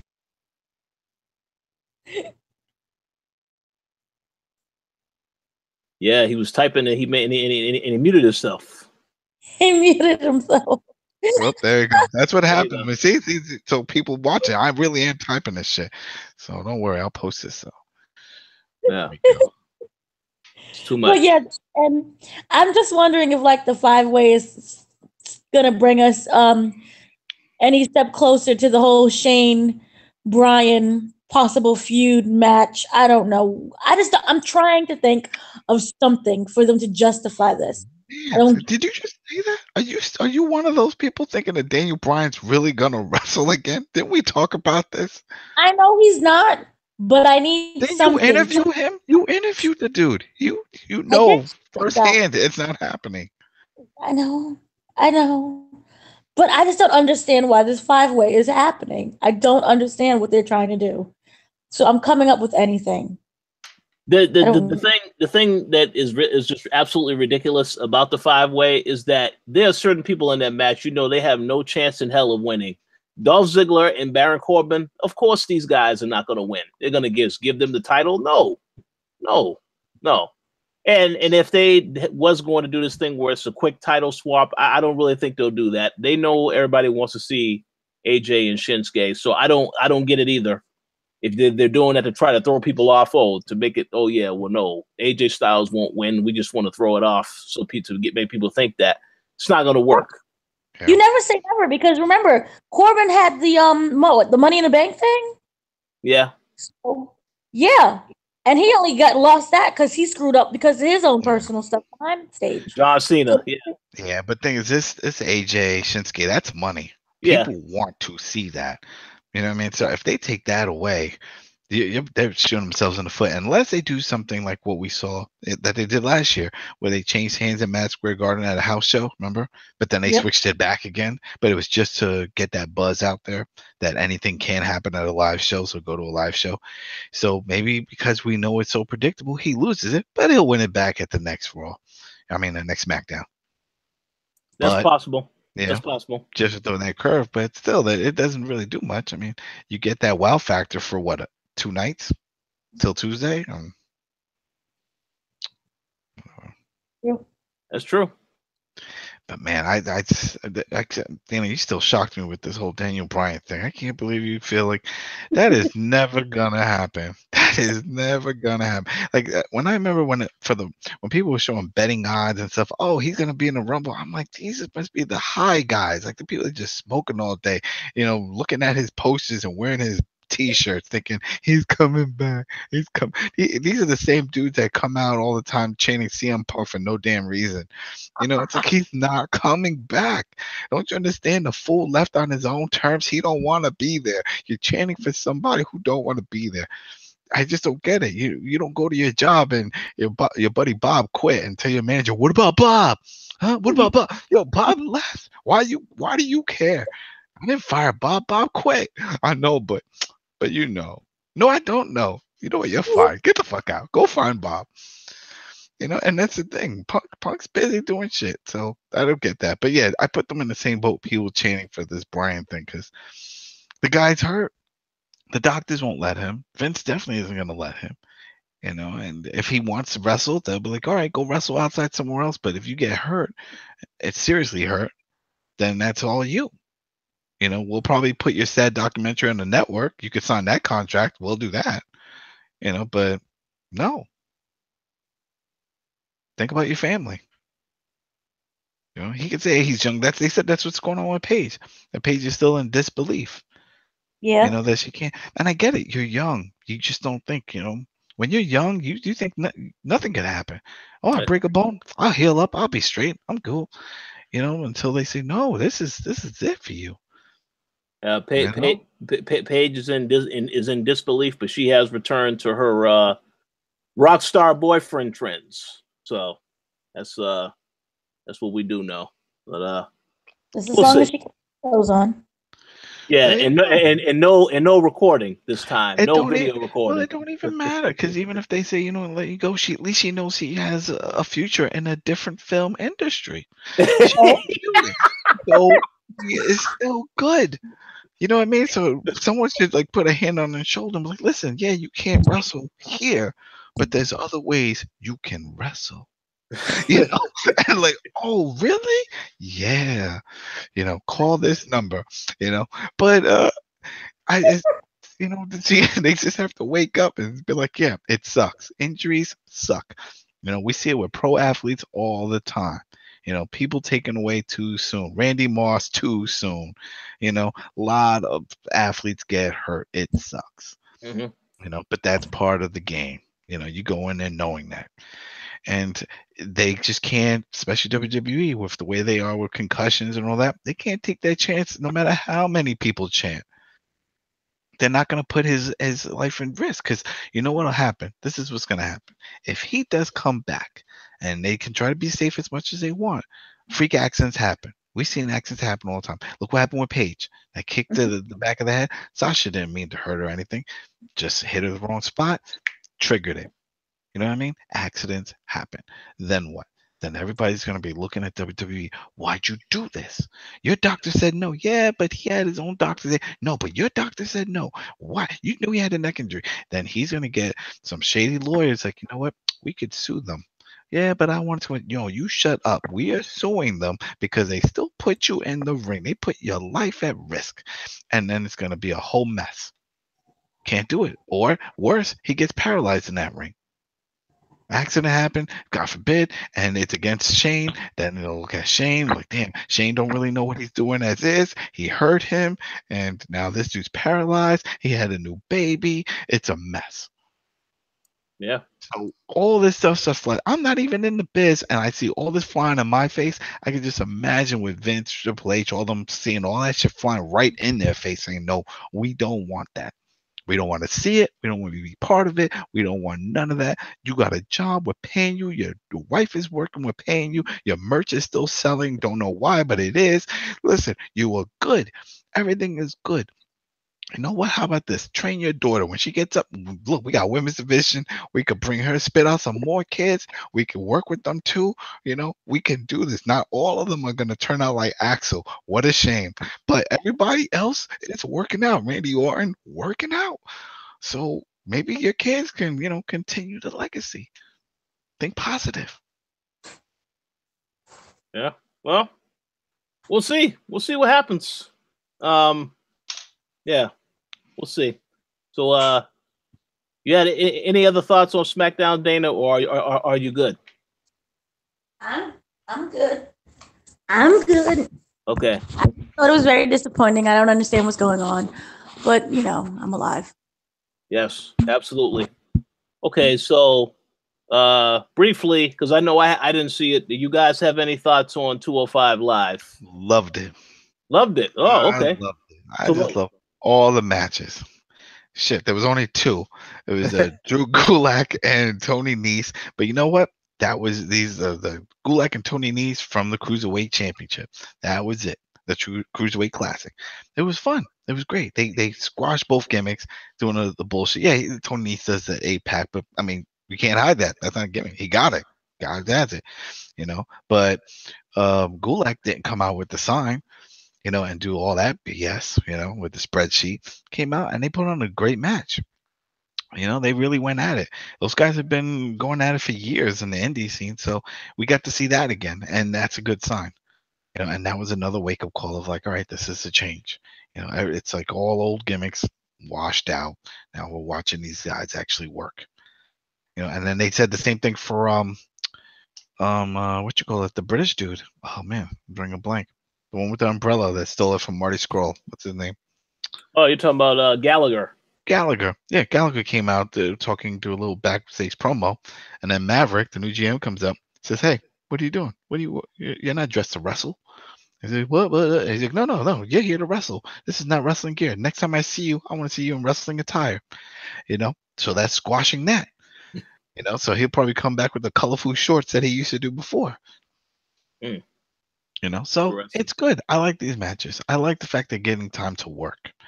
You know, and we're seeing that. And then they had one of the guys for the British guys. He's sort of into the whole punk scene too. He has his own punk band. He comes out to his own theme song, starts dancing like Sami Zayn, doing the whole thing. He had a great match. You know, but he's part of the division also now. And it's cool. You know, we're seeing a lot going on. That's when they announced that the Murphy from NXT is part of the division. So they're adding more heads to it. Mm-hmm. And that's what they needed to do, because the same 10 guys round robin for over a year gets kind of old. You know, I think if they add a few more heads, then they could probably spice it up and then throw in a tag belt in there, you know? Because right now they only have one title. You can't have everybody rushing to the top of the hill. You know, you got to give them something else to play with. I mean, that's the main reason why we have the U.S. title belt, the Cruiserweight, the Intercontinental. What the hell do those things mean? It means nothing. They're just other belts. You know what I mean? It's like, whatever. You know? So, it was good. You know, and fine. It's only an hour long. They're doing 2 matches. That's fine. They're great matches. It's quality work. And so, I look forward to seeing what else they do with it. Absolutely. All right. How about you, Dana? Yeah, Tozawa. That was a Tozawa match. Yeah. Yeah, I still think he's still underutilized. He has a little bit more ways to go, but I like where he's going so far. I like the direction, everything. I like the new Drew. I think that was great as well.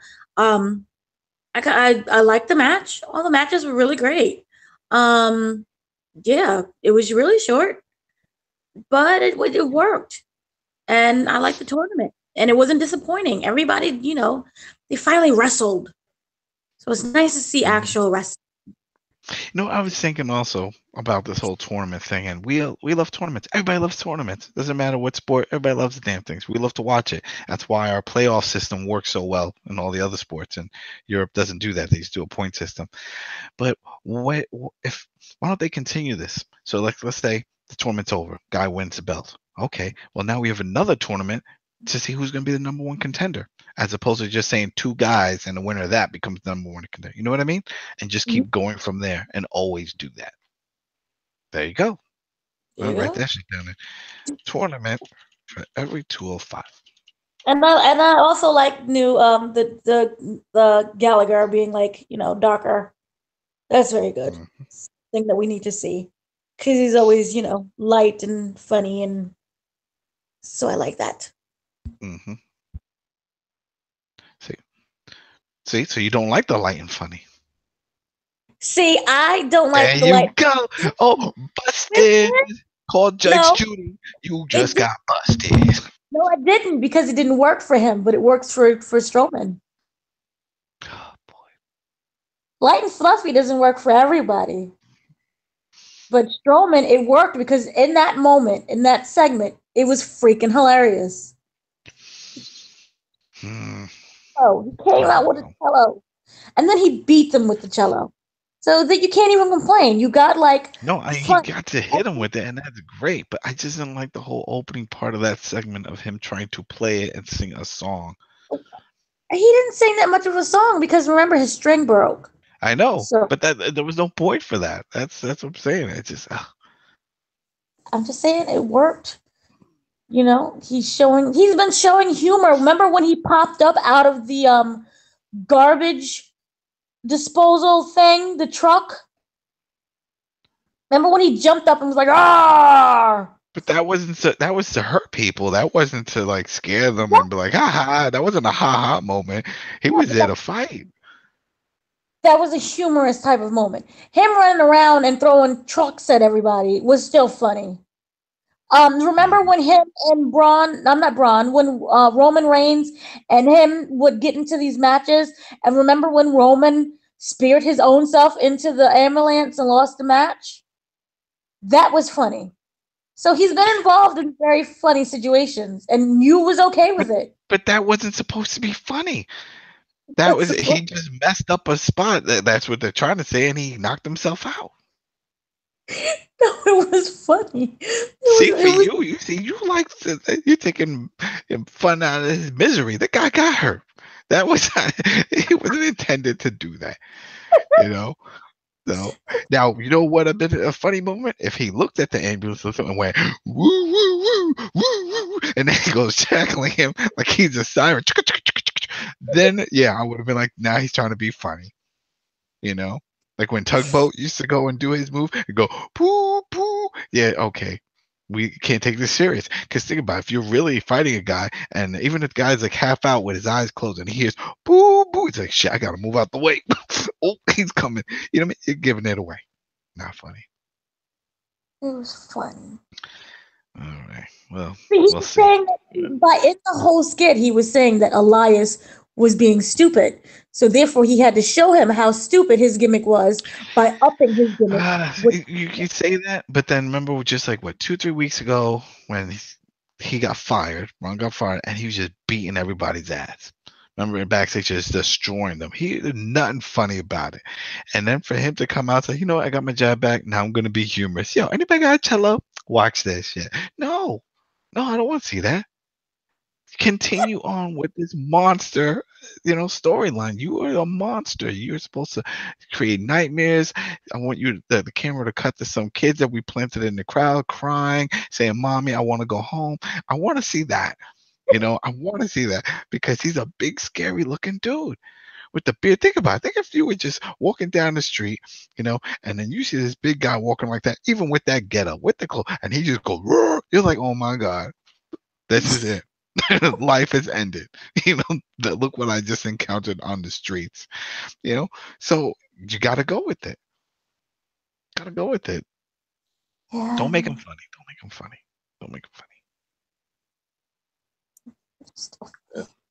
We'll see.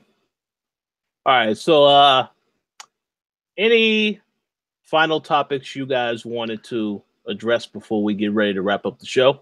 Yeah, NXT. I got a problem with that too. Oh, Aleister Black.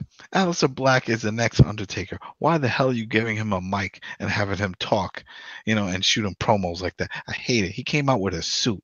Okay, he looks good in a suit. That's cool and all, but still, why are you giving him a mic and a suit to shoot a promo? No, I don't want to see this shit. And the guy from Sanity comes out. I'm trying to blank on his name. The big dude, the Scottish guy, and says, if you want to tell a shit, you have to go through me. And it's like starting that whole feud. That's cool. That guy's deserving. It's the whole suit thing. I don't like it. I want him to be the man from the dark side. I mean, he's got the gimmick. He's got the entrance. He's got the move set. He's got the fan support. Everyone sees him in that. And then when he comes out with a suit, and all cleaned up, and so talking about how he's deserving and this and this, I don't want to hear it. I don't want you to talk. I don't want no talking. He's over as is. Not many guys get that over without a mic. There's very few people that get that over that don't need a mic. And it's because either they're believable at what they're doing, or their in-ring performance is amazing. Like, Rob Van Dam, his in-ring performance was amazing. Did we care what he had to say on the mic? No. But he told us what he had to say by pointing his fingers at himself, and that was enough. We were cool with it. Don't need to hear him on the mic. Undertaker, we don't need to hear him on the mic. When he gets on the mic, it's like it almost deflates everything because he starts mumbling off stuff, and I don't need to hear it. Even Kane, when he started having Kane talk and give these long speeches, I'm like, no, you're a monster. Monsters don't talk. Monsters have a second grade reading level. They don't know. I destroy you. That's what I want to hear. I don't want to hear these long rants, about life and purpose and how you're going to, take over and dump. No, I don't want it. Don't go that far. Don't go that far. You got a manager to do that. It's funny when you see Brock come out, Paul Heyman starts shooting his promos, starts screaming all this stuff off, and then you see Brock doing the bounce and start smiling and laughing.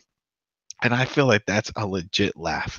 Like he's like, yo, this guy's saying some crazy shit about me. He is gassing up my head so much that I'm gonna believe that shit. And he starts cracking himself up. Next time you watch one of those things, just watch Brock. Because he's standing there, he's flexing, doing what he's got to do. And then every once in a while, Paul Heyman will say, Brock, and then go to this whole rant. And then he's like, yeah, that's a good one. It's a good one. He starts laughing. It's because it's funny. And that I get, but for guys, not everybody needs it, and I don't think Aleister Black needs it. So that was my only gripe watching that. And of course, Johnny wrestling Gargano, he's got that match coming up. They were hyping that up against Sienna, and he's gonna lose. He's gonna lose and leave. They're doing a loser leaves type of match, and I can't. I mean, no, no. Yeah, I still think he's gonna lose. Yeah, Sienna can lose, but he's not. It's not a loser leaves for both sides. It's only Joey, you leave. If I beat you, you leave. But I think if he wins, Sienna still stays. They haven't changed it. If they had a double stipulation like that, like, hey, whoever loses has to leave, then it'd be interesting. Because remember, Sienna made that appearance on the main roster, at least for the Royal Rumble. That was a big deal. They threw him in the Rumble, so. That's true. Absolutely. So we'll see. But yeah, that was it.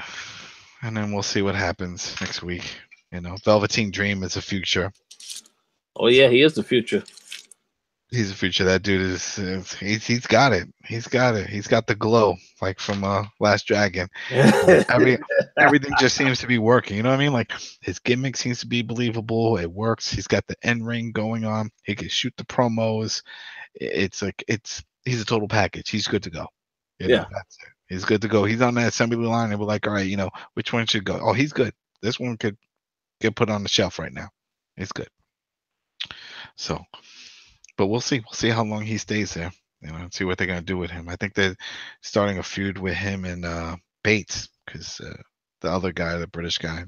Oh yeah. They don't know what they're doing with the UK division. I think that whole thing's about to fall apart now. Because that TV deal that they were talking about has not materialized, and it's going on almost a year. And think about that. They were like, "Oh yeah, we're gonna do all these house shows and stuff for the UK." That didn't happen. Then they're like, "Oh well, we're working on a TV deal, and that's why that didn't happen." And then the two main guys, well, not main guys, but those two guys are all around. But then you see all these other guys that were part of it now joining 205, now joining, NXT. And before I thought, oh, they're just giving them work, keep them busy. No, I think this is it. And they're just going to have the UK belt like what they had with the European belt. Remember the European belt? Yeah. Regal had that stuff. I think that was supposed to be the same type of idea, and it just never panned out. And that's why when I saw that they had Roderick Strong going against Dunn for the belt, and they kept saying, "Oh, is this what we're going to see? Is Roderick Strong going to be the first U.S. The first American to hold the UK?" No, I don't want to see that shit. He shouldn't even be competing for that belt. It's a UK belt. It should be for people from the United Kingdom, just the way it is, because you're trying to get that market, right? And that's the whole point of it. Why are you going to put a U.S. guy and have him win it? I mean, Roderick Strong's a special case because he's big all over the world. So he could, if anybody can get away with it, it'd be him. But then you open up the door for any Joe Schmo. That belt now means nothing. It's just another belt if you do that.